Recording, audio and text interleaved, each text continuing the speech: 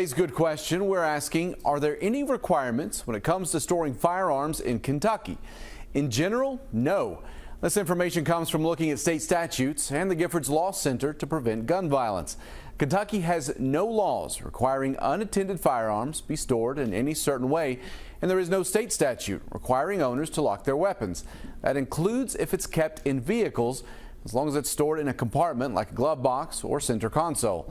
A Kentucky law does prohibit people from, quote, intentionally, knowingly, or recklessly provides a handgun with or without remuneration to any person he knows or has reason to believe is under the age of 18 years, except in certain circumstances. Also, parents and guardians of juveniles are prohibited from providing a handgun or permitting a juvenile to possess a handgun if the parent or guardian knows there is a substantial risk the juvenile will use it to commit a felony or they've been convicted of a crime of violence. But there is no criminal penalty in Kentucky for someone who fails to secure their firearm and leaves it accessible to an unsupervised minor, even if a child gains access to that firearm and causes an injury or death.